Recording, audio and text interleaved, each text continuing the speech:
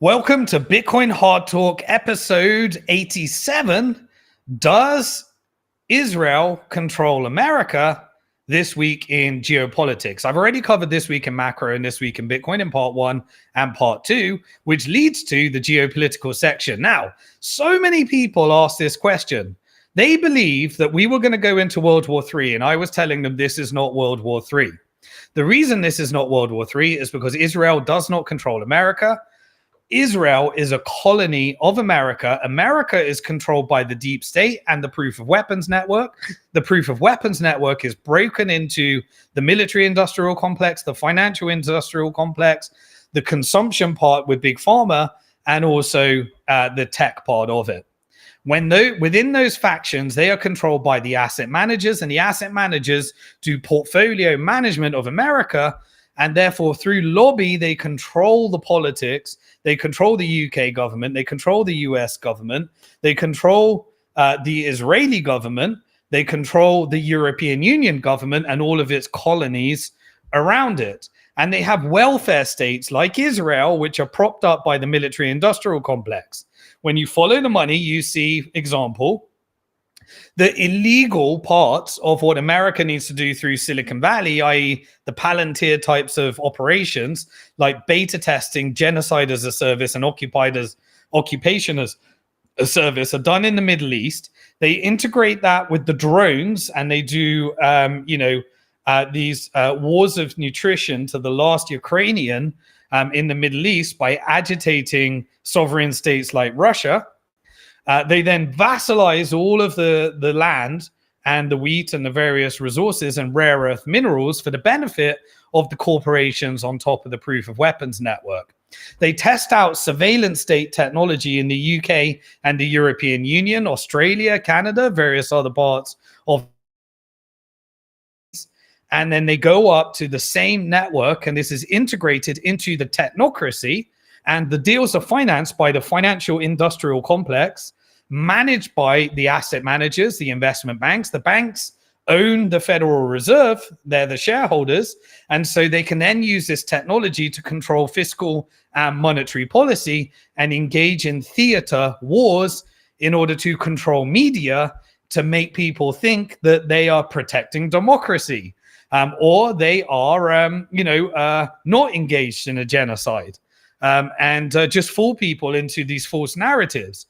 We're protecting the Jews, for example, when really they're just recruiting the Jews to join an army in order to engage in ethnic cleansing and genocide, while the safest place for Jewish people, for example, is the ones in Iran, the ones in America, the ones in Europe. The ones that are in Israel are being treated and recruited for an army, the least safe place for them to be, because they're being sacrificed for an ethnic cleansing and genocidal mission that redistributes trillions of dollars up to the profits of the military industrial complex. And they get to clip a little bit of money in order to prop up their colony. And then what do they get? They get a lovely, plausible deniability story. It wasn't us, it was Israel. And when they need to divorce from Israel, they can push out the narratives of AIPAC was blackmailing us, Epstein was blackmailing us, when all of those are used for the proof of weapons network controlled by the deep state that sits underneath the asset managers. And if you want to know who controls these networks, go to a Bilderberg meeting, go to a World Economic Forum, just go to Davos. They had one last month. You'll see Peter Thiel there. You'll see Larry Fink there. You'll see Elon Musk there. You'll see the real power structure of Western society, the city banks, the CEOs and the executives there that set the policies, set the agendas, and then BlackRock can control the capital flows with its other shareholdings like State Street and Vanguard in order to reset the world order and push out the narratives that are needed and interfere in all the politics, install the politicians like Trump, who works for the financial industrial complex, Netanyahu, who works for the military industrial complex, and various others. And their job is to make an acceptable narrative while they steal money from the people and hand it over to the corporate contractors and pump the debt-based Ponzi scheme. So prior to during this week, everybody that had watched Bitcoin Hard Talk knew that there was a theater to reset the world into a multipolar world order. And I'm incredibly bullish on the future of the Middle East because all the stocks over the last few months by all the insiders have been investing on these lower levels. And the military contracts have been investing in a contraction away from the Middle East, over from forever wars to more surveillance like Palantir and cybersecurity, which implies more defense rather than more attack. All the attack budgets were going over to Europe because there's another $1 trillion to be made from sacrificing Ukrainians and Russians for BlackRock, essentially, and the military profits at the expense of the European people and the UK and Brits. That money is being allocated, and the defense narrative of some of the vassalized states like Philippines, Japan, and Taiwan, they're able to put more and more military bases, the more and more they ratchet up the narrative that China, the boogie monster that controls communism, is trying to take away our freedom, reunify with Taiwan, wipe out all the silicon chips, and create trillions and trillions of dollars that would be their self-destruction as well. That makes no sense, as well as America's self-destruction. In fact, it would be a global self-destruction because everything we rely upon relies upon those chips that require rare earth minerals. And that is what all of these battles are really about.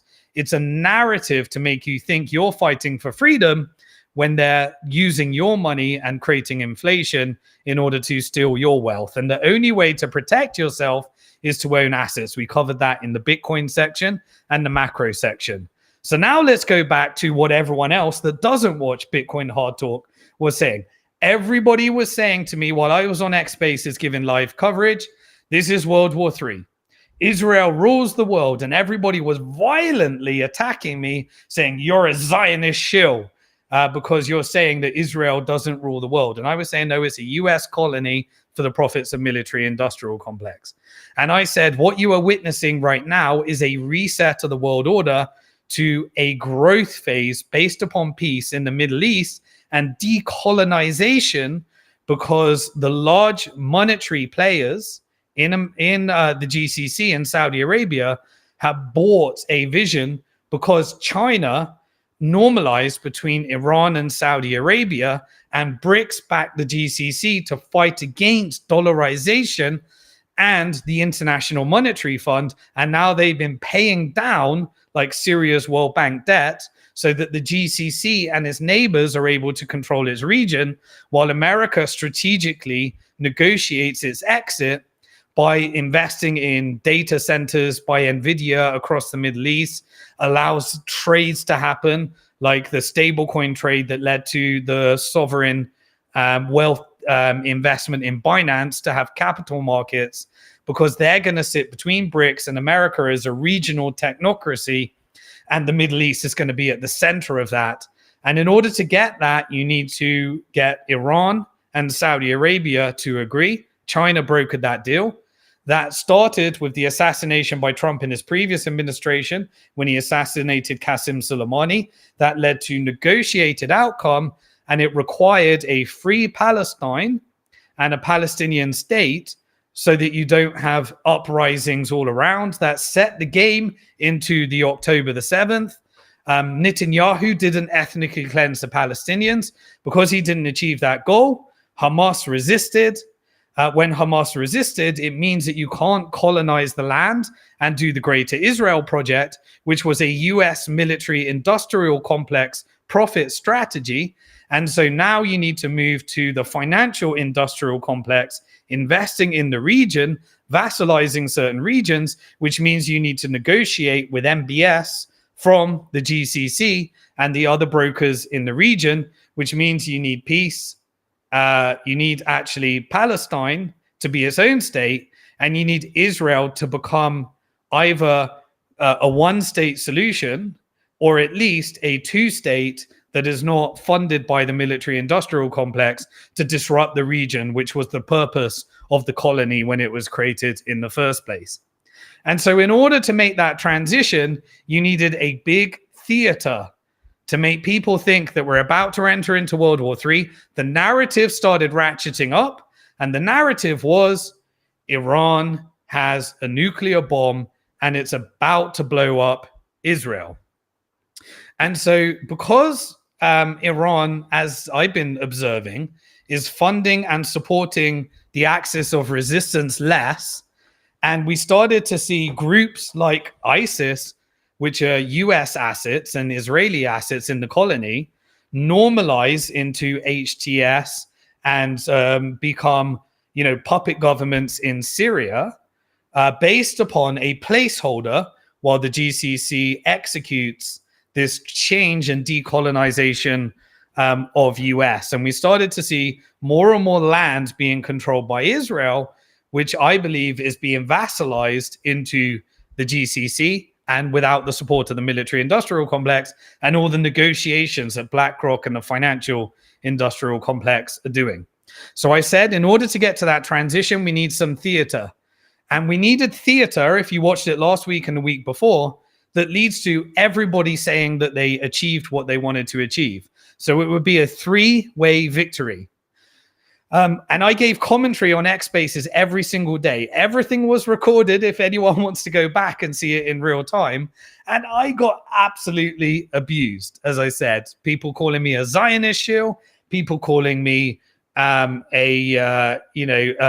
sorts of anti-Semite or a self-hating Jew, and all the things that you get called when all I'm doing is saying, this is not what I want to happen. This is just what I believe is happening based upon following the money.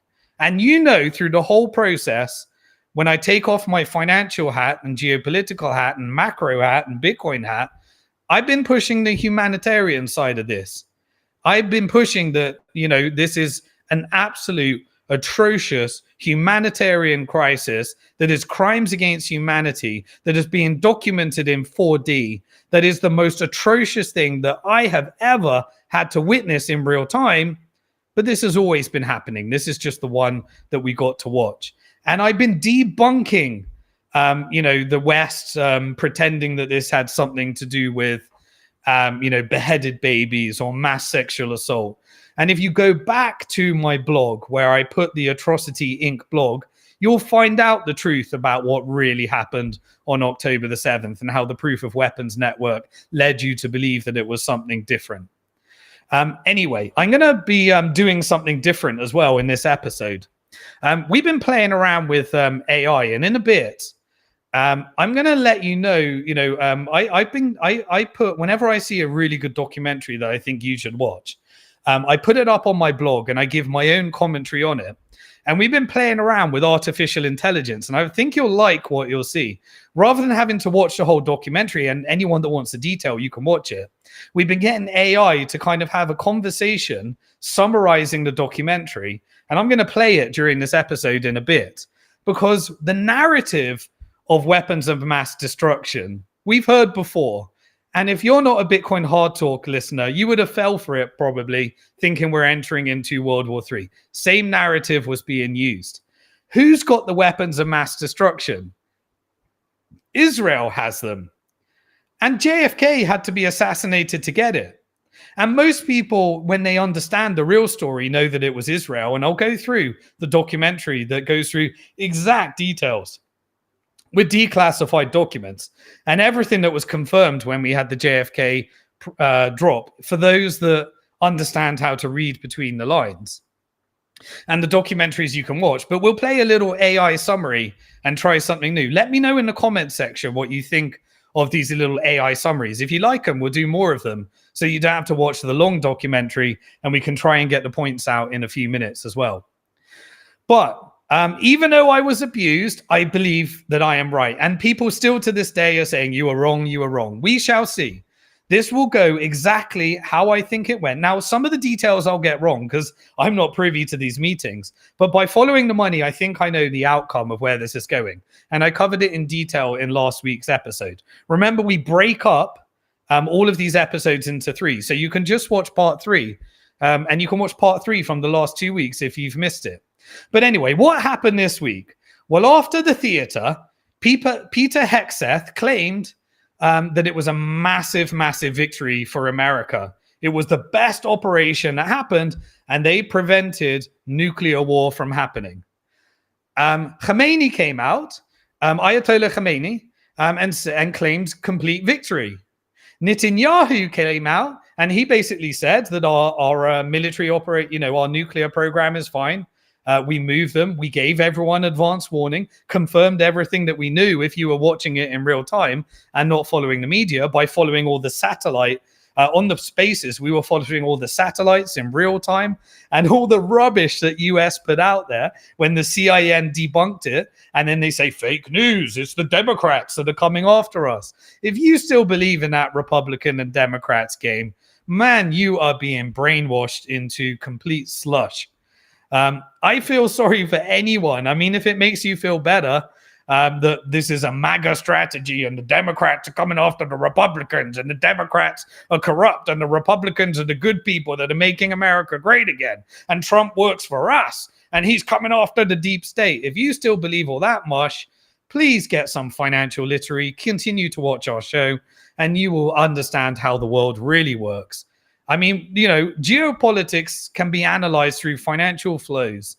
Power to financial flows is how you get the truth, and it's always the opposite of the bullshit that you're being sold. Netanyahu came out and said, complete victory. We managed to protect ourselves from a nuclear threat of the most dangerous terrorists in the world. So for those who didn't follow the 12-day war, let me explain to you what happened in simple words before we cover the little AI recap of who actually has the nukes and how they were achieved. So let me explain it in simple words what actually happened. Part one of the theater. Israel bombed Iran. Essentially, this was scripted. This was agreed. And I know many people don't want to believe that, but, this is not people sat around a table. The way geopolitics works is they engage in diplomacy through proxies, like Qatar might be negotiating. They happen over long term, and these large theaters, every part of it has to be agreed. Which strikes can happen. This is not a real war like Ukraine and Russia. This is an agreed negotiation and a transition. They're scripted, they're pre-agreed, and they're not based upon treachery or traitors. It's based upon real realities of covert operations, attempted regime changes, financial weapons of mass destruction to try and overthrow countries. These are not things people voluntarily go into. It's pragmatic based upon the real power dynamics of the region and a country working in its best interest based upon the power dynamics if it is still a sovereign country. Or if it is controlled by BlackRock, like the West, then what is in the corporate interest? And so people get very offended if you're a patriot of a particular country.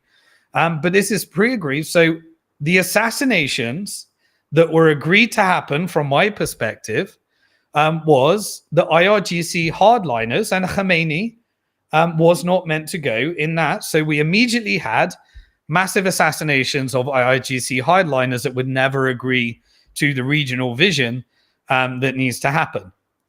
Then what you happened in script 2, part 2, scene 2, is Iran bombed Israel. And this was, the idea of this was strategically weakened. So you had the hardliners weakened in Iran. And by the way, when there's things like civilian casualties, this is people acting out a script. Nobody's going to agree to have their people civilians, but someone like Israel will, for revenge, because these people aren't friends, they're enemies, but they'll go off script sometimes and kill civilians. And then that can actually derail the agreement. But then there's additional diplomacy that needs to happen if you go and default from the agreed. It's game theory all the way. But Iran was meant to come back and weaken Israel's tech, ports, their command infrastructure, their real estate. The idea was that you vassalize the economy for strategic takeover by acquisition of those assets, as agreed by BlackRock, which would be the financial industrial complex taking over from the military industrial complex. Instead of the military making profits by destroying the region in forever wars, they agreed deals, i.e. Trump negotiating those deals between the relevant powers that were buying their freedom. So Trump comes out and say trillions and trillions of dollars of deals are being done. They're buying decolonization and the removal of soft power as agreed, while BlackRock invests in the new regional power, while they remain hosted in America. So we had essentially that was the vassalization. And I'll go through what was actually vassalized. So on Israel TV, there was a media blackout. People were arrested if they covered what was actually happening to their real estate. They couldn't let you know because in Israel media is meant to say we're destroying the bomb, the nuclear bomb. In the US side, you had everyone saying, oh, our point is, you had Tulsi Gabbard come out and say, but we don't believe there is a nuclear weapons program. There's a nuclear energy program, but our position is that they're years away. And then Trump said, no, that's not our position. Well, we don't care anyway. And then new intelligence comes out saying, yeah, there is a nuclear weapon and a nuclear bomb. And so based upon that, the Fox News and the CNN and the agents that work for the deep state, they were meant to push and ratchet up the narrative that the US is about to bomb Iran. Now, they're meant to hold on to the narrative that Israel controls America. So those different factions of people that know or have bought into that theory that it's not a colony and that Israel blackmails America through Epstein. And they do, by the way, but it's all done at the deep state level in the US for corporate interest. But they think that Netanyahu ultimately rules the world and Jewish power rules everything. There are powerful Jewish people at the corporate level, but there's much powerful non-Jewish power as well. And, power changes dynamically, but those conspiracy theories are used in order to bring out a different narrative, in order to blame essentially everything on this Israel structure while they get divorced. But it's all part of the same power structure. So anyway, the US came out and bombed Iran. So we're in now Act 3. And people are either meant to believe that Trump's making America great again, and that we're coming after the terrorists, and that the nuclear threat has been taken away. And the other people were meant to believe, see, Israel rules the world. We're about to go into World War III because Israel is forcing America, and obviously that is actually happening. But as long as they don't understand the real power structure of the proof of weapons network, they stop there at the Israel level rather than saying who controls Israel, because Israel doesn't keep all the money, it goes back to the corporations. America can't tell its people, by the way, we have a debt-based Ponzi scheme called the dollar, and it's backed up by a proof of weapons network. And we have colonies around the world that create violence so that we can print money and steal money from you. That helps the share price of American corporations, and we have a different covert network in order to hide the fact that our dollar is backed up by genocide, murder, and funding terrorist groups like ISIS, Al-Qaeda, and M23. That's not a narrative you can sell to the Americans. And so you have to create these alternative narratives and have colonies for plausible deniability. So anyway, we had Act 3. So in Act 3, America bombed 3 nuclear sites, including one of them was called, Fordo, which had been evacuated some time ago. And all the enriched uranium had been stockpiled and was moved away from these locations. And the satellite imagery was able to confirm that. And if you go to anybody that knows the region, they know that all of the 9,000 kilograms of Iranian enriched uranium is completely intact and secure. But we had this theater which was presented to the American people that somehow there was an implosion from within that didn't even impact the outside, and that these bombs magically don't create any nuclear, environmental disaster while you completely destroy all of the, the nuclear programs. So we're led to believe no environmental cost, and it can implode from within, even though the outside of the things are, the things they have to make you believe And people buy it up. They actually believe that this actually happened. There was absolutely no risk of radiation leak whatsoever. We're not hearing anything. If anyone was familiar with a real nuclear, bomb, Hiroshima and Nagasaki, the Japanese are still impacted. The Vietnamese are still impacted from those chemical warfares. It's only America and the Proof of Weapons Network that has ever done any of these things. Remember, if you watch part one, we had this crash in the Bitcoin mining hash power. You can watch part one to understand what happened. Immediately after it, all of the Iranian Bitcoin mining hash power came back online afterwards. So then we moved over to scene 4, act 4. And in scene 4, essentially, Iran is going to escalate to World War III. They're coming after U.S. Targets. They're coming after U.S. Military sites.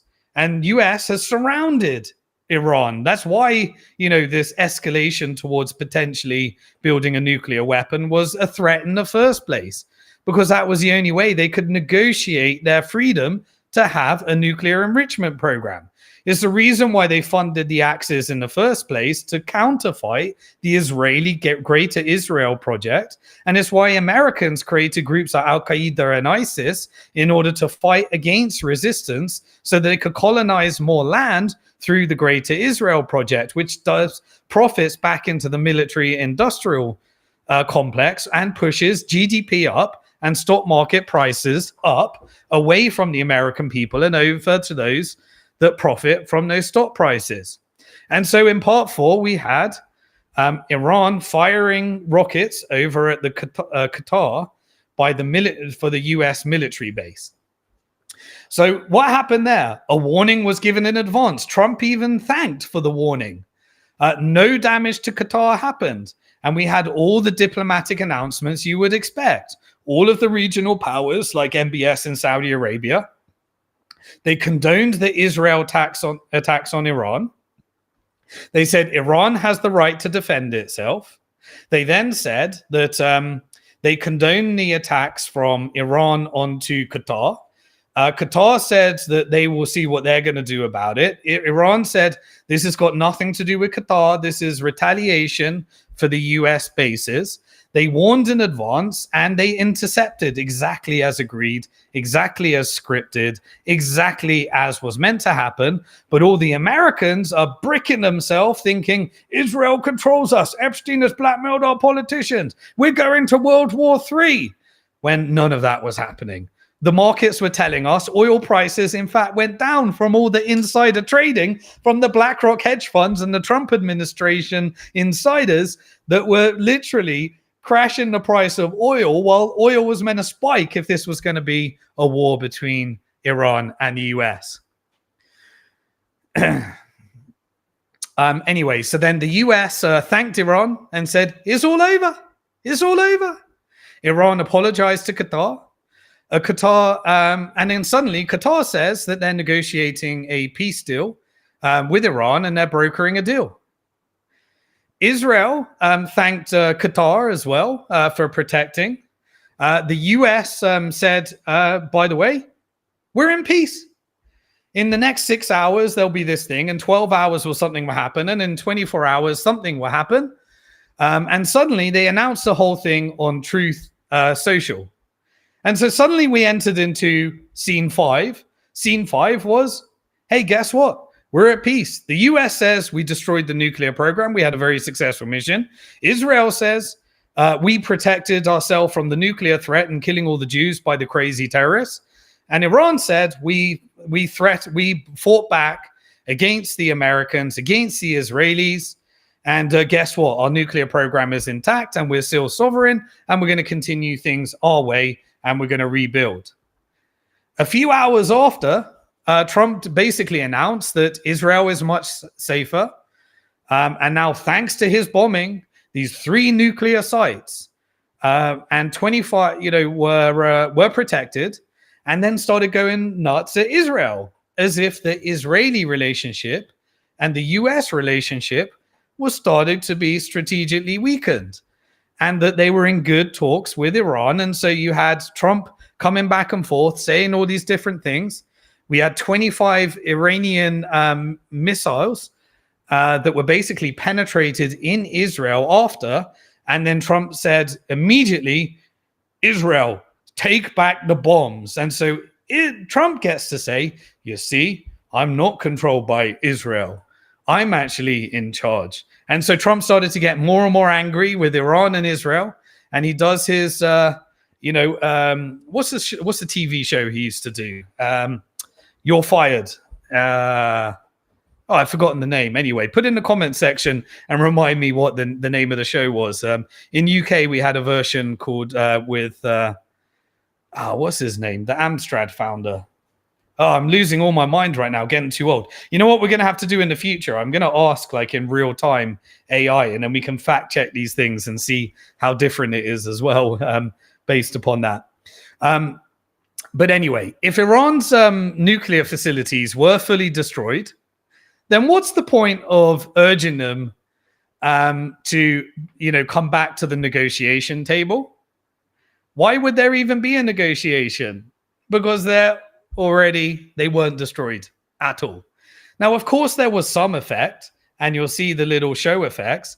But if you've been watching the Gaza genocide, you'll see all of the videos that Israel put out, the whole thing, the theatrics, the fakes, just because they wanted to ethnically cleanse, genocide, take down all the infrastructure, blow up all the hospitals, blow up all the universities, claim it was all human shield, say that they are coming after Hamas and pretending that they want the hostages back when they know exactly where the hostages back. They can have it at any time. That's why Israel is protesting against their government, engineering the civil unrest that eventually leads to the cabinet overthrow, Netanyahu's negotiated exit, and then we start to move to the end of theater. The whole thing was theater. The US bombed 2 empty facilities that had been previously struck by Israel anyway. And then he bombed let's see, make sure I get this. He bounced 6 bombs off an infrastructure facility. This was the Firdos facility, and that genuinely did hit, but there was a very theatrical video showing it happening from inside and minor damage to the outside. And basically, they got to use that in order to claim the complete destruction, despite the opposite being the case. And that's it. That was the 5 scene. Now, I'm not sure whether there's an Act 6 and there is more to come. And maybe there is more to come but that was completely in line with, if you remember, go to the last 2 weeks of Bitcoin Hard Talk. I didn't know how it was going to happen. I didn't think the US would actually strike, but I was saying this is a theatrics in order to lead to all 3 parties claiming victory. These were contained strikes. It was basically a nothing burger. And what else did I say would happen? Remember what I said? What does Trump get for negotiating this deal for the financial industrial complex now that the military industrial complex is going to be exiting? I said he wants to take credit and be nominated for the Nobel Peace Prize. What comes out immediately afterwards? Pakistan, after those operations, nominates Trump for the Nobel Peace Prize.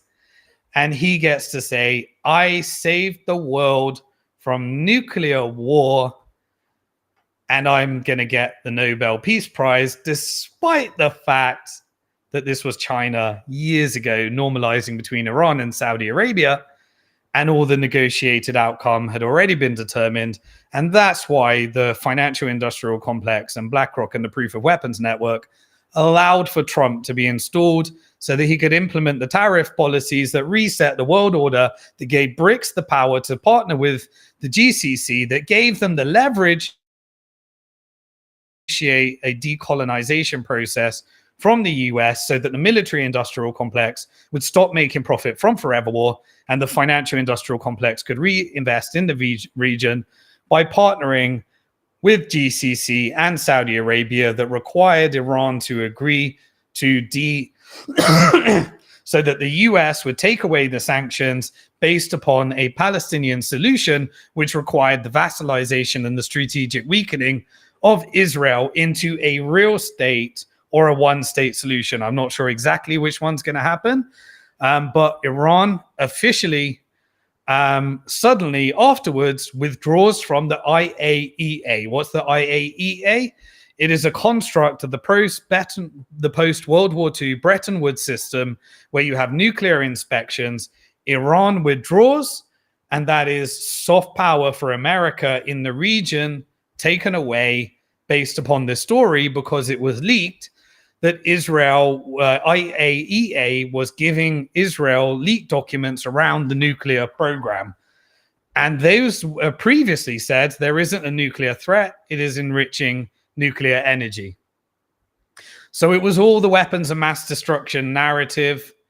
And it was all, remember, Operation Gladio that we covered in previous episodes. Strategic tension between Israel and Iran created trillions of dollars of profits for the military industrial complex. Israel is essentially right now preparing for vasalization under the banner of Build Back Better. Do you remember that one? We had Build Back Better in the UK by Boris Johnson and Build Back Better by Biden in the US. Well, now Israel has got a Build Back Better program. And what is the Build Back Better program? Well, after the Iranian attacks, which apparently did nothing, according to them and their media, Israel is advancing a plan that could basically force citizens to sell their homes to the state if they reject an urban renewal plan.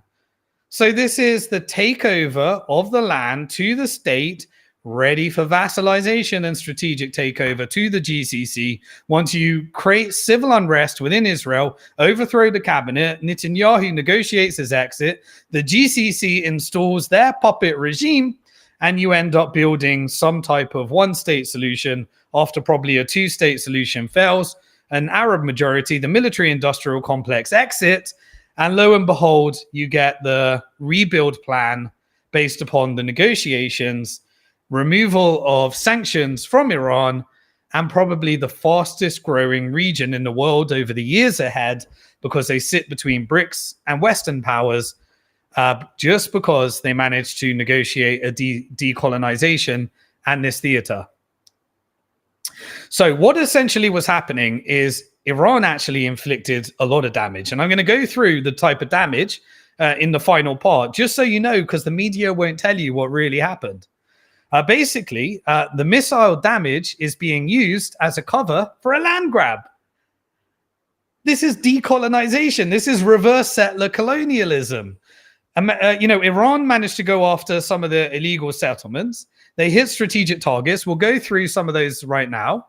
And Finance Minister Smoldrich, which is a hardline extreme terrorist Zionist that funds and gives the terrorists in the West Bank guns so that they can steal homes, burn down Palestinians' houses, terrorize the people with state sponsorship to steal their homes, take over the land, and build the illegal settlements, which has been classified as terrorist activity around the world.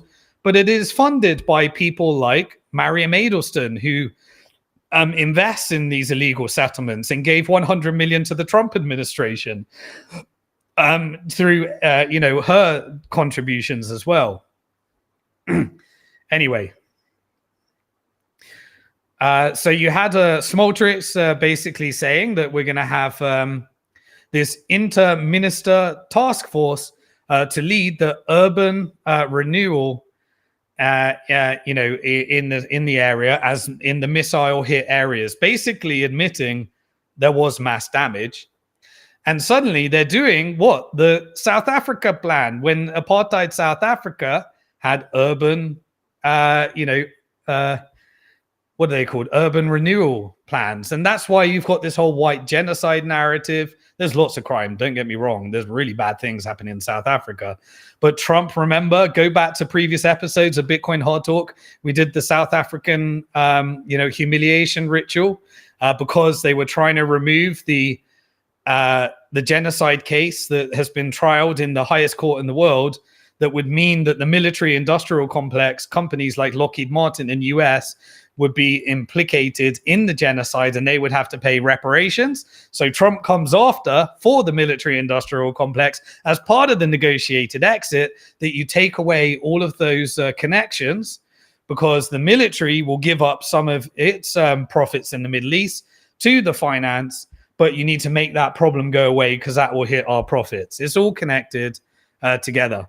And so now Smotrich is saying that we're going to get more land. He thinks he's going to get more land. He'll be overthrown.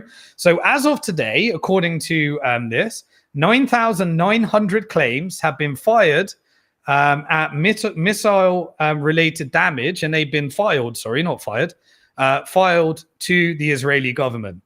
That's essentially nearly 10,000 Israeli families that are potentially facing state-led redevelopment, and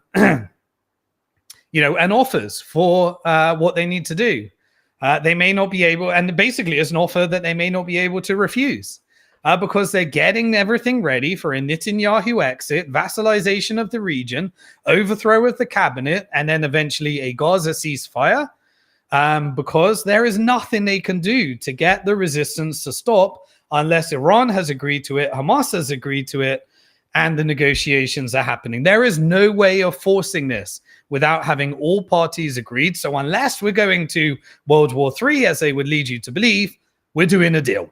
And that deal has already happened, and this is the theater to get to the other side of the deal. So the Iran deal is to remove the sanctions. The GCC had to spend trillions in order to decolonize, but they get effective control of all the Israeli-occupied land, the parts in Syria, the parts essentially in Palestine, which will be working with its neighbors to implement the Egypt plan to invest $53 billion in the rebuild. And at some point, once this deal has been fully announced, the Gaza genocide will end. And why is the genocide still happening? Because Netanyahu is going for strategic leverage to get a better exit, and he's negotiating with people's lives. That means that more foreign direct investment is going to happen, because Netanyahu is a piece for the military industrial complex. The military industrial complex has shares in the financial industrial complex. The more violence and genocide that can be inflicted, the more profit for the corporations that control America, because that is how the dollar is backed. The dollar is backed by a proof of weapons network that has always been doing genocide and violence in order to prop up the scheme, while claiming that it is saving, trying to civilize the world by exporting democracy. And the books will be written in the future, and people will learn what happened, just like it was with the British Empire. But we're told that the US strikes have set back Iran's nuclear program by essentially, the reality is, the New York Times said a few months. Iran's foreign minister said that the nuclear program will continue. Israeli Prime Minister Netanyahu said Iran's nuclear program is completely destroyed. An early US intelligence report came out and suggested that the US strikes only set back Iran's nuclear program by a few months. Iran's 60% enriched uranium stockpile was fully evacuated before the US strikes, and most of Israel damages were done not by strikes by controlling the air, but infiltrations on the ground in Iran by Mossad infiltration, rather than actually airstrikes. So they don't control the air while they said they do. It was done from infiltrations. They were blowing up car bombs. They're the suicide bombers. They're the terrorists. Every accusation is a confession. The tactics that they used with ISIS and Al-Qaeda were Israeli operations, and Israel is a colony of America, and America works for corporate interests, and the deep state work for pushing up profits by the military industrial complex, financial industrial complex, and tech companies. So no, Israel does not control America. Israel is plausible deniability for the crimes against humanity that back up the dollar by the US colony. And that's exactly as it said. Khamenei came out. I think I confirmed that Iran's nuclear program has not been destroyed. And the damages that the US proof of weapons network signed off on to vassalize Israel for decolonization were all essentially there. Now, what I'm going to do right now is I'm going to do two more sections. We're going to go through exactly who had the financial weapons of the weapons of mass destruction, the WMDs. And then I'm going to go through the damage that actually was done as the agreed vassalization. And then I'm going to go through what came next. And then we're going to wrap this up. And so that will be everything. So basically, the military bases that were taken out in Israel, if anyone wants to do their fact checking and do some real journalism rather than what you actually... and I'll probably get these name wrongs, but Iran took out the Al Jalal base, which is basically the Northern Command in Israel, the Tel Nof and Navatim, which is where the F-35s were grounded, the fighter jets, the Unit 8200 HQ, which is where all the cyber ops happen. That's where Silicon Valley invests in the US, the Israeli tech companies to do some of the US ops through Silicon Valley. And then they get bought back by Google and various other companies. They took out the Mossad HQ, which is a symbolic humiliation exercise, basically. The result is that they get to demonstrate that air supremacy is uncredited and that cyber defenses are essentially collapsed within Israel. Those in the know will know. And what happened to the share price of Lockheed Martin that has those F-35 fighter jets? It corrected and it crashed approximately about 10%, and then went through as well. So that's that was agreed. We also had in Israel energy humiliation. Basically, the Haifa refinery, which is fuel supply, they were essentially torched. The dual power plant strikes, that was the national grid failed, and that created a blackout so that nobody could report any of this stuff. We were covering the whole thing live on X Spaces as it was all happening using the satellite imagery.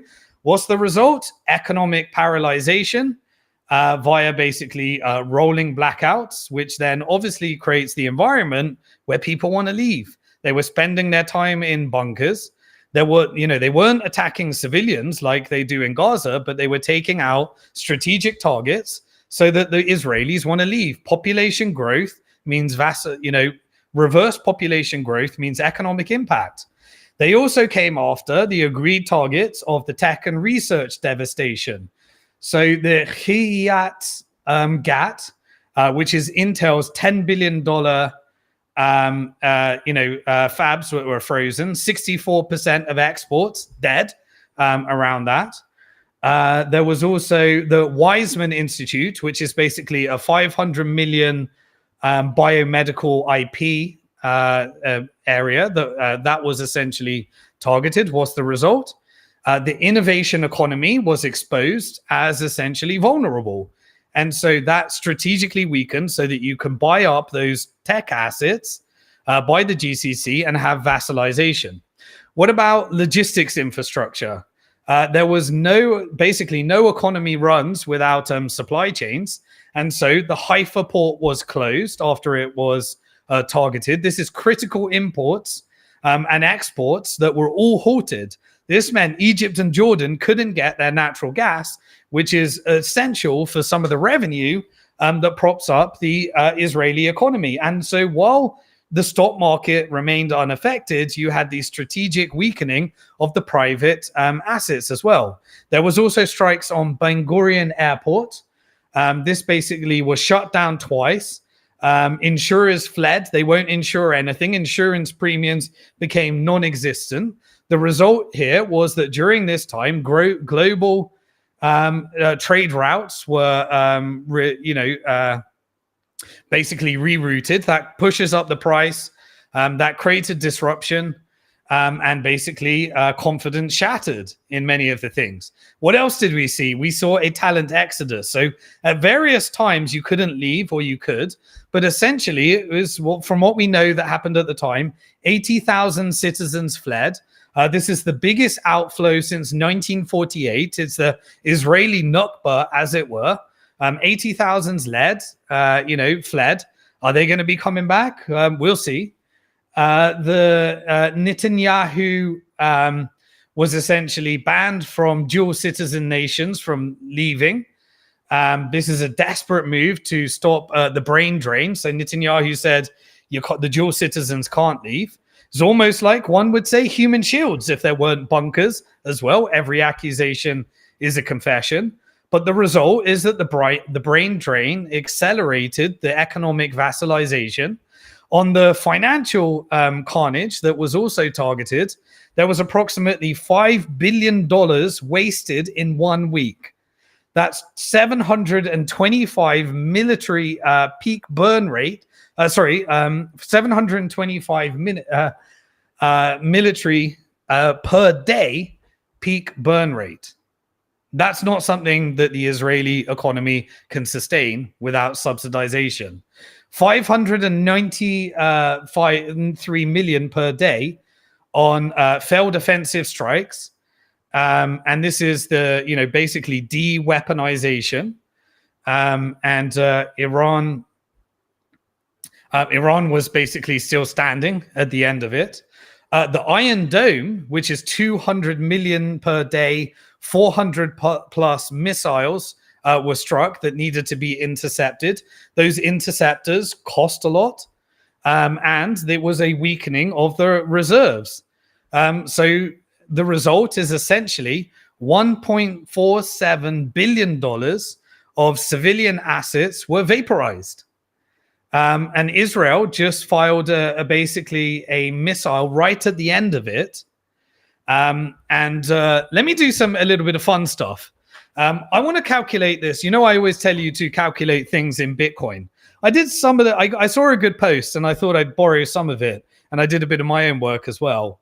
To basically show you how much Bitcoin opportunity cost this is. So that in the future, if Bitcoin goes up as it historically has gone up, you can see that each of these rockets, if it had just been invested in peaceful proof of work, rather than the fiat proof of weapons network, what it would actually be worth. So essentially, missiles worth 28.3 Bitcoin were sent by Israel to stop Iranian missiles that were worth 18.9 Bitcoin. And that was every single night for 12 nights straight. So the Israel-Iran war ended up where essentially there was no victory for Israel. There was no victory for Iran. There was no victory for America. But we were essentially empty vaults. So this is the strategic weakening, as agreed, of the two economies, with a narrative that they get to go home and say that everybody won. The total cost of the war in BTC over the 12 days was essentially, the numbers are staggering. So let's have a look. So at 2 a.m. in Tel Aviv, we had the sirens waving when we had scene one. Israel launched the basically Arrow interceptors, and that was 28.3 Bitcoin valued at $3 million. And that was gone in 8 seconds. They then fired 50 to 100 of these. That's 2,830 Bitcoin worth of defense against missiles that cost them 18.9 Bitcoin each. So Iran's strategy from there was to overwhelm with volume. So 400 plus ballistic missiles were launched. That's 1,000 plus 1,000 plus drones. The cost to Iran was 7,554 Bitcoin worth of missiles alone, let alone anything else that we don't know. So the cost to Israel was 2,124 Bitcoin just in the Arrow interceptors for those. So the math of essentially modern day war is that both sides lose, which was what I said was the goal and the negotiated outcome. Then the US entered the throne. So when the US entered, we had Operation Midnight, what do they call it? Operation Midnight Hammer. They sent 7 stealth bombers, which was each carrying bunker busters worth 30.2 Bitcoin, which is $3.2 million. The operation happened in one night, and there was one operation which cost 9,442 Bitcoin worth of American firepower. That's essentially 1/5 of all the Bitcoin strategic reserves. And once they've given back the strategic reserves to Bitfinex, that's 10% of all the Bitcoin strategic reserves. What was the target? It was to the underground bunkers. The result? Essentially, financial exhaustion was the end result as well. Ready for the big, beautiful bills. So the final tally after all 12 days was 240,837 Bitcoin value was destroyed, which is $25.5 billion. That's more than 1% of all Bitcoin that will ever exist, vaporized through the proof of weapons network that, if invested in peaceful proof of work, would probably be worth, as Bitcoin goes from the 6th largest asset to potentially the largest asset and takes over gold, more than the entire national debt of America, because peaceful proof of work makes way more financial sense than violent proof of weapons. And that was all done in just less than 2 weeks. So what will they do?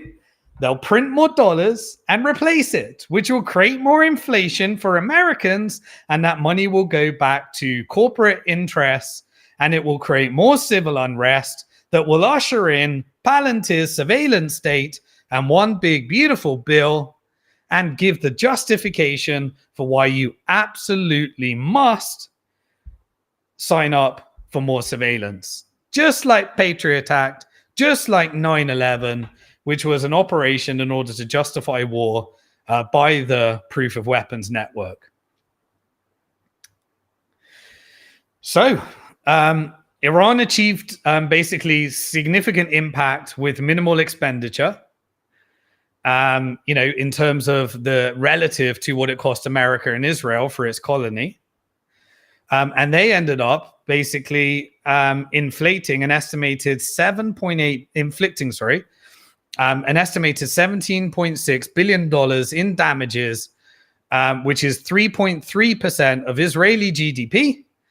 And the conflict has left Israel basically conforming a strained financial system, disruptions in insurance markets, challenges to the international standing, and essentially BRICS countries at the same time called for a nuclear-free Middle East.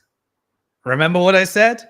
BRICS was back in the GCC. The GCC needed to negotiate decolonization from the military-industrial complex. Instead, the financial-industrial complex will come along, invest in the region alongside GCC, vassalize Israel, a potential one-state solution if a two-state solution fails, and then you'll have fast growth in the Middle East, who will sit in the middle between BRICS and Western. The Western allies will be vassalized into BlackRock, and then they will invest into the multipolar world. And the only state in the Middle East that is known to possess nuclear weapons is Israel. And this was done to prevent weapons of mass destruction that didn't exist. And so there's only one country in the Middle East when you move to this denuclearization program that is being agreed and will be the negotiation. There's only one that sits outside the treaty on oversight, and that's Israel.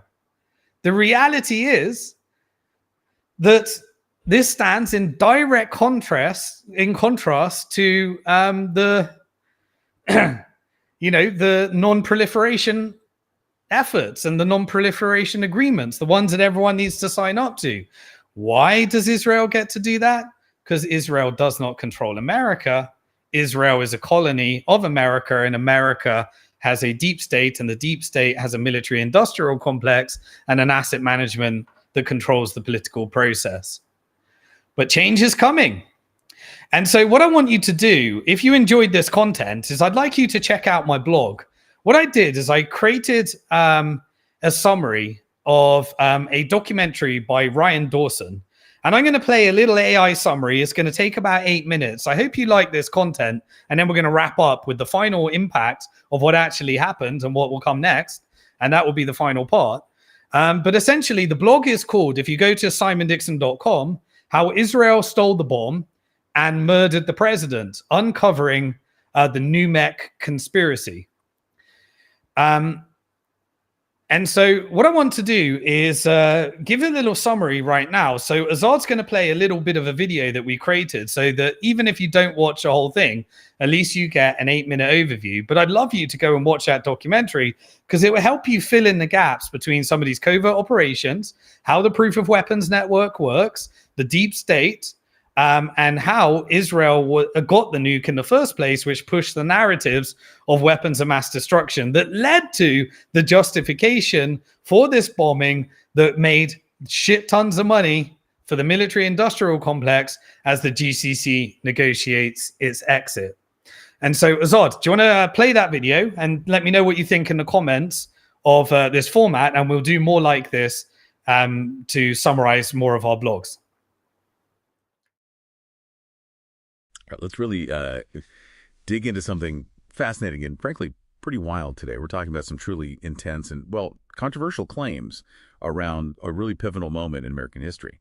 Our deep dive is into the documentary NUMEC, How Israel Stole the Atomic Bomb and Killed JFK by Ryan Dawson, and also a blog post by Simon Dixon that summarizes it. So our mission today, just to distill the core narrative, the surprising details presented in these sources. We want you to get the full picture as they present it. We're definitely not taking sides or endorsing any viewpoint here, just, conveying the ideas found in the material itself. Yeah, and what's really insightful when you look at these particular sources is how they try to weave together things that seem, on the surface, pretty unrelated. You've got post-World War II, arms smuggling, a presidential assassination, all presented through this one lens of a single covert operation. It's less about fact-checking for us today and more about understanding the anatomy of such a claim, how it's built. That's a great way to put it. So the documentary argues this wasn't some official government deal, state to state, to arm Israel with nuclear weapons. It claims it was a covert operation. Yeah. What kind of network does it allege was behind this? Well, the narrative points to a pretty powerful mix. Zionist organizations, wealthy financiers, and even figures from organized crime. They talk about this group called the Sunborn Group, which allegedly brought together Jewish agency leaders, some influential American Zionists, and mafia figures like Meyer Lansky. And the claim is their charities weren't really charities. Exactly. The sources allege these were fronts for laundering money and illegally trafficking weapons, often using docks controlled by the mafia, supposedly. Okay, that's a lot right there.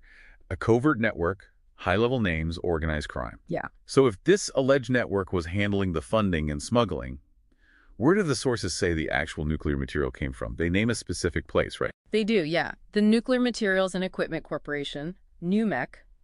It was a key facility handling nuclear materials located in Apollo, Pennsylvania.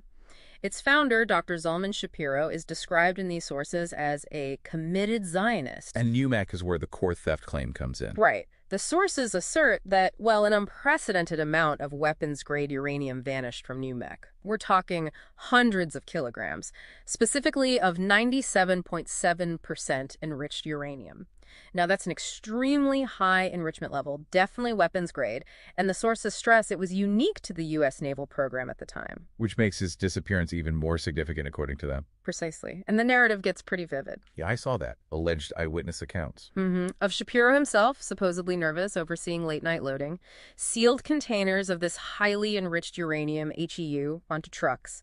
And the destination, according to these accounts, Israel via Zim shipping lines. And they connect this to official investigations, too. They do. They mention CIA and FBI probes. Specifically, they claim the CIA collected environmental samples outside Israel's Dimona nuclear site and allegedly found traces of the exact same 97.7% enriched uranium that was processed back at NUMEC. Okay, so that's the alleged mechanism. Where does President Kennedy fit into this picture, according to these sources? This is where the narrative really pivots.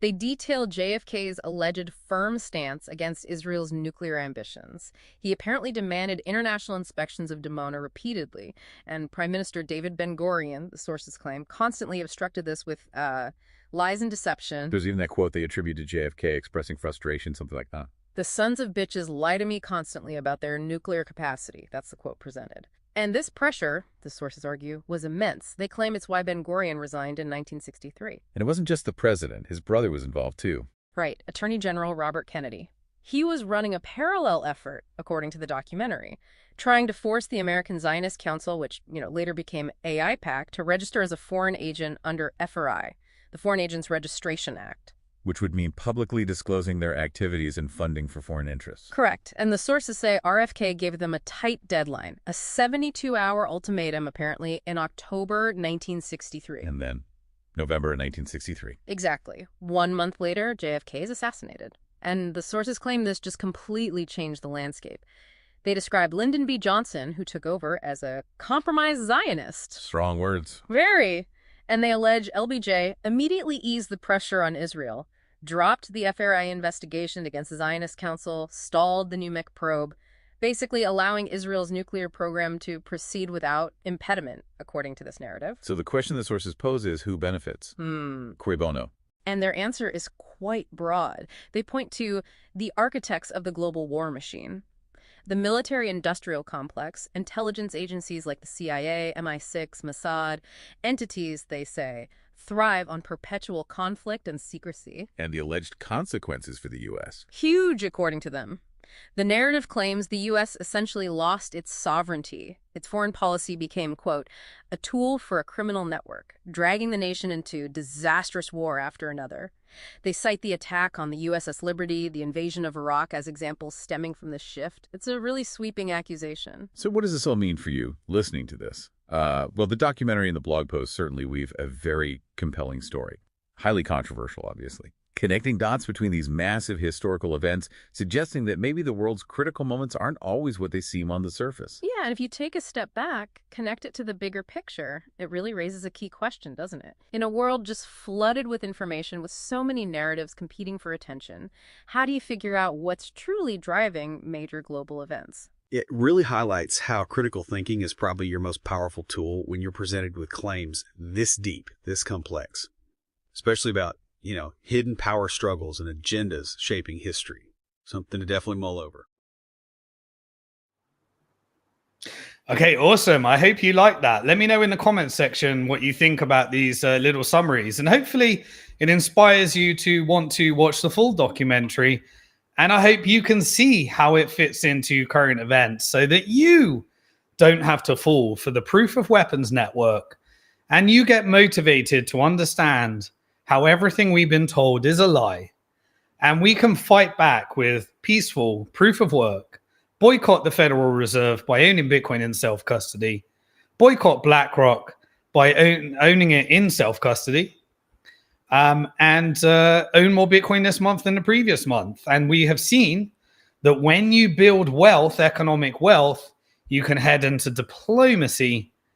And that's how you influence the system and we influence change. And we do that by boycotting certain companies, by being conscious of our spending and not borrowing from the banks, avoiding debt and being very conscious about how we spend so that their bottom line profits are impacted as you are building your wealth.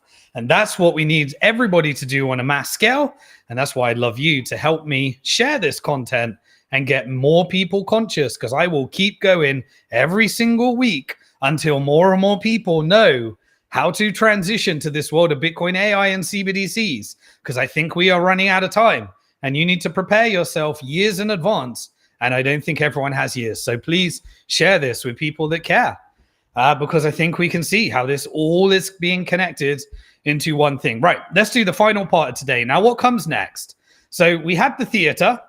There may be another few scenes. I'm not sure of every single step, but I'm pretty sure by following the money what the outcome is.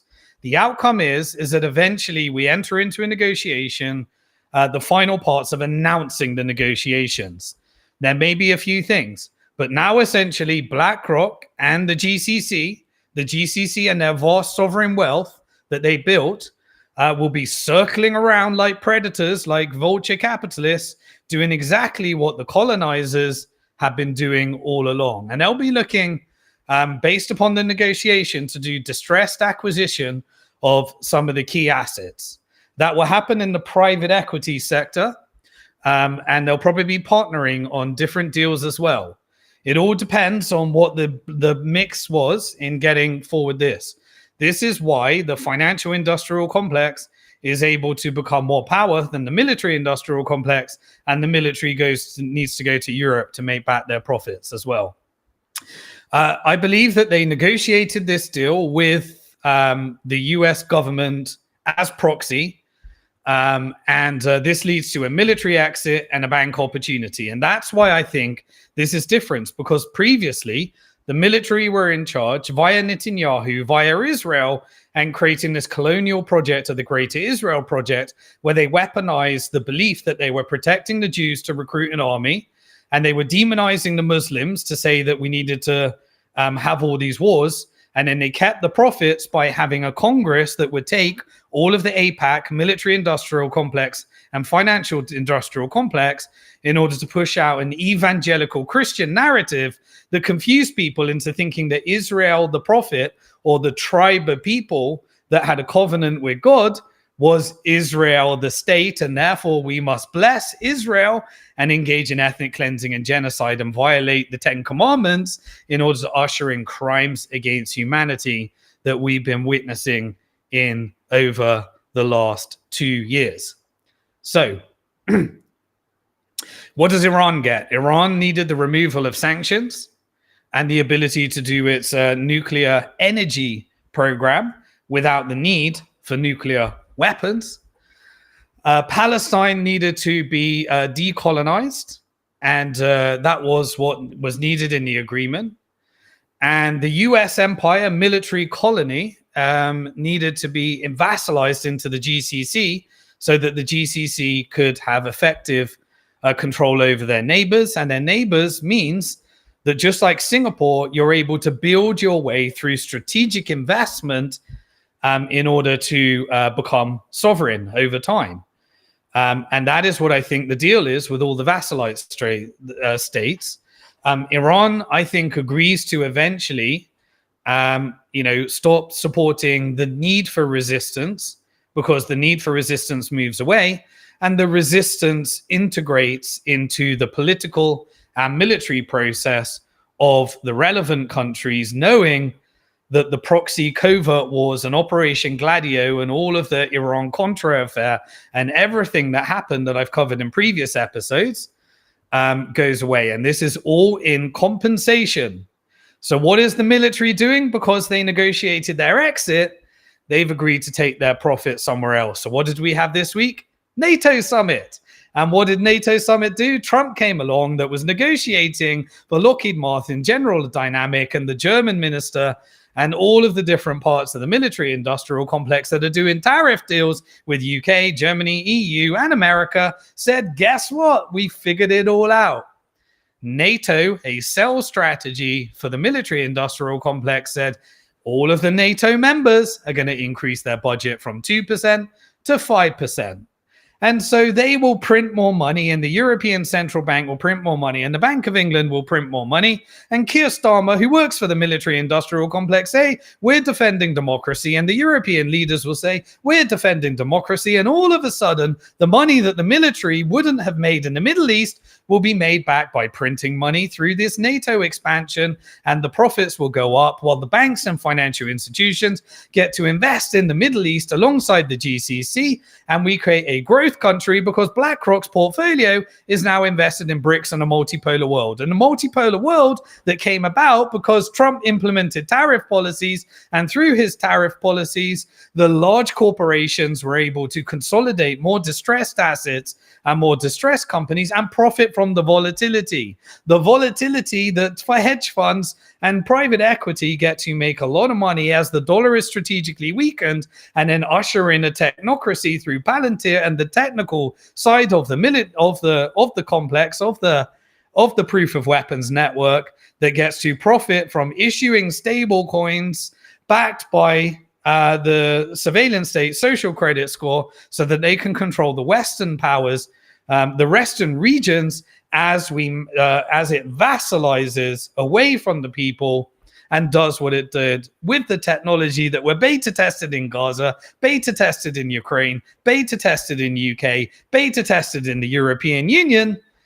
And we get to engineer civil unrest in order to usherate that surveillance state because you signed up for Patriot Act based upon an operation that killed 3,000 Americans in Twin Towers by the deep state for the profits of the military-industrial complex that led to death and destruction to prop up the dollar through the International Monetary Fund. Welcome to the Proof of Weapons Network, land of the free, Western values, standing up for life, liberty, and freedom and protection of property rights, unless you're not American, of course.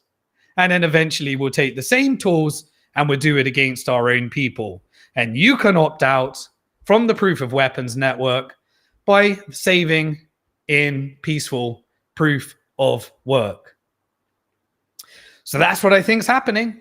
And that's why I always want you to follow the money and get ahead of this. Because what immediately came out after these announcements? Well, immediately there was an announcement that came out from Trump that obviously after all the warnings and stuff like that, suddenly there was an announcement that Iran is allowed to export oil to China. And they're not going to enforce sanctions anymore. So essentially, Iran, in exchange for not hitting Qatar and doing it all in the agreed way, the reward for Iran was you can now export to China and China can support your economy so that you can be supported, so that we can move to this world of sanctions being removed as financial weapons of mass destruction. And so now what happened? What was announced from Iran? Iran is determined to buy its defense systems from Beijing. And there was announcements that Beijing is coming over to Iran in order to build essentially its air defenses, which could be used for the second round of war, which is not going to escalate to World War III because everyone knows that this would happen and it would be mutually guaranteed destruction. But in order to push out the Proof of Weapons Network, the Trump administration also came out and said that he's ready to give Iran $30 billion if it wants for a basically civilian nuclear program in exchange for easing sanctions and basically easing some of those freeze assets to bring Iran back to the negotiation table. That was their own frozen money, just as what will be happening with the frozen money in Russia, because that's always what the purpose of sanctions is covert operations in order to create chaos in the region, in order to opt people into the Proof of Weapons Network. But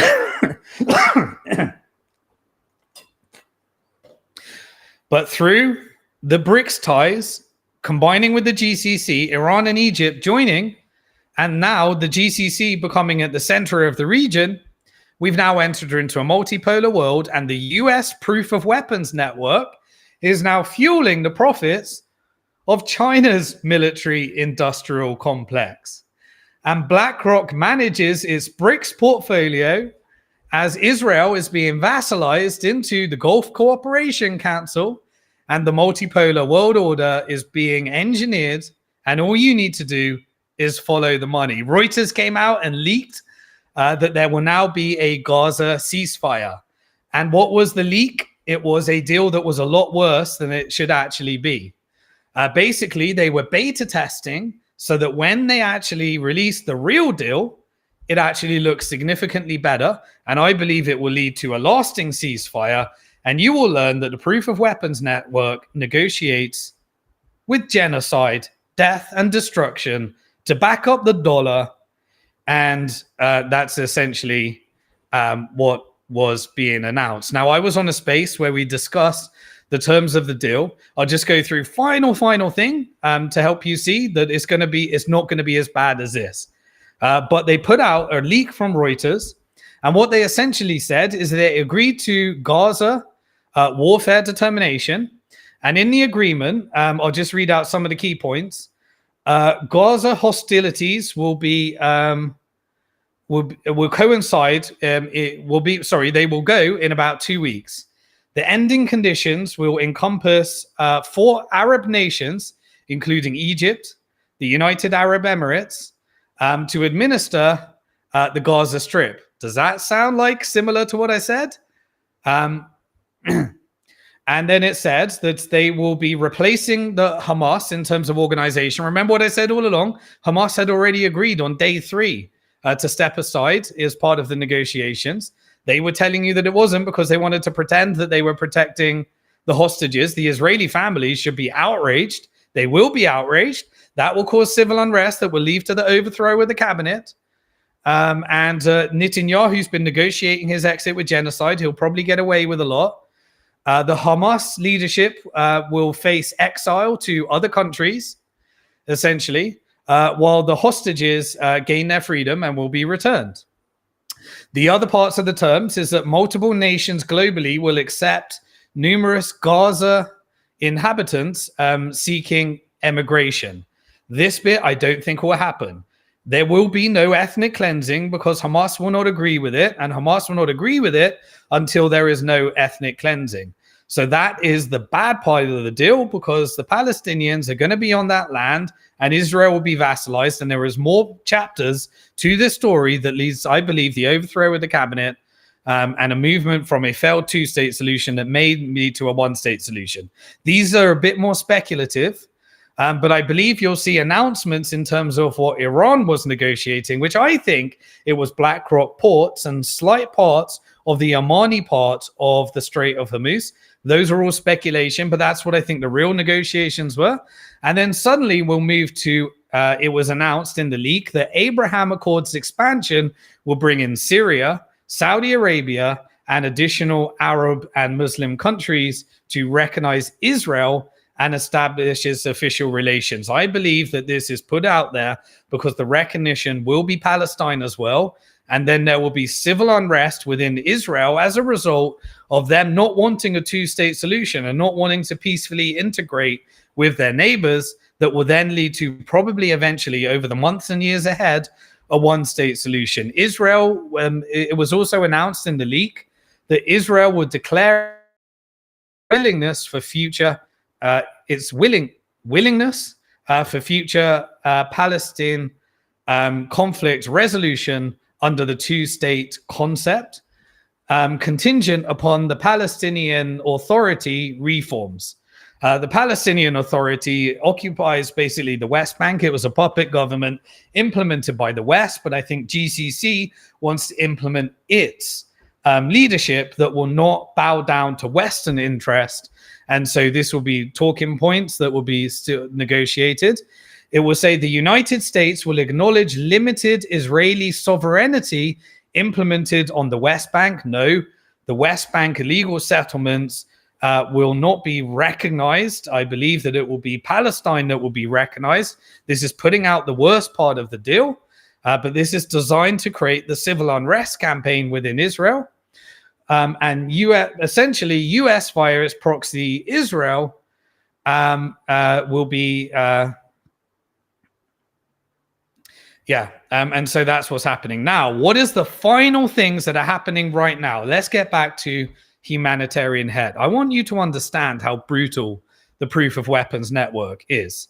For the last few days, we have seen an operation of humanitarian aid in both America, is an American operation, and it's being implemented via its proxy, Israel, and it is a Swiss company that has been doing humanitarian aid for the Palestinians. And every day it has been massacring Palestinians in the queue, which is essentially they're lining up in their cages in order to get some aid, while Israelis massacre them during a starvation campaign. It's called the Gaza Humanitarian Foundation, GHF. You might as well call it the Gaza Holocaust Foundation. And today it was announced on Al Jazeera that the IDF admits that they shoot over 100 people and that they were commanded to do that by an IDF soldier that said that they do crowd control by killing people and doing direct flyers. This is a US-backed operation, and it is what I consider to be the last desperate negotiations from a falling empire. Now that essentially we are moving into the next phase. But this is how bad the proof of weapons network is.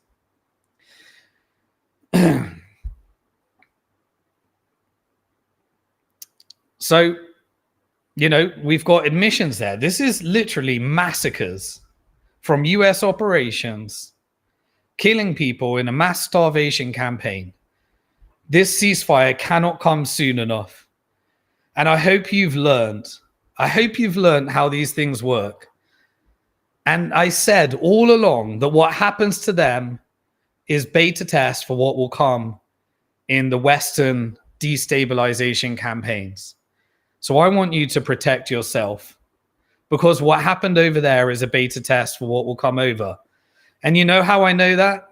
I watched President Trump today take credit for the fact that there may be some kind of negotiations and peace negotiations between Rwanda and Congo.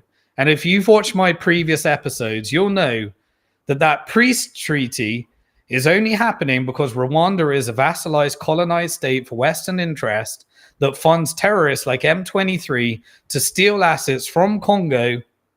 And when they steal assets from Congo, they are literally pirated and sent over to the rest via Rwanda. And terrorism is used and funded M23 in order to steal and pirate those assets. And now, if we are getting a peace treaty between Rwanda and Congo, this means that the US is exercising decolonization in Africa as well, because BRICS has been investing in the global south. And if US proxies and Western proxies like M23 are exiting away, you bet that there's going to be exits from ISIS and Al Qaeda across the African nations as well. The US empire is decolonizing from the region, and the tools of deception of covert regime changes are going away. The US history book will be written, and it will look very similar to the British Empire and the violence that were happening there. So I look forward to seeing these changes. Multipolarity will be a much, much better result. And Bitcoin is ushering in the change as BRICS and the GCC and the various other countries and US Bitcoin strategic reserves are built. So build yours, and always remember, you are alive at one of the most interesting and exciting times in financial history. If you don't have this information, people will get wrecked. Others will do really well. So please like, share, and subscribe to my channel. Help me get to 100,000 subscribers. I think we're about 750 subscribers away, or whatever it is, to actually get in there. And join me at simondixon.com for the Bitcoin Hard Talk membership portal. If you want real-time updates, follow me on X and come up on some of my spaces. And in case everything gets censored, I'm backing it up on Rumble, so follow me over there. We want to do this with peace, love, and unity. The more people that understand about peaceful proof of work relative to violent proof of weapons, the better. So please share this, and I will see you this time next week for Bitcoin Hard Talk episode 88. This was Bitcoin Hard Talk episode 87. Does Israel control America? And the answer is they want you to believe that, because when they decolonize, they need plausible deniability, because Israel is a colony of America and the deep state that controls America and the military industrial complex that sits on top of it. Now you know, and you can debate me if you want, but watch Zionism be dumped as an ideology because it's gone from the asset side of the balance sheet to the liabilities side of the balance sheet. And if you participated in that process by spreading truth, you helped save a lot of lives. And you're my kind of people, and I'd like you to be subscribers. And I look forward to seeing you this time next week as we transition to a world of Bitcoin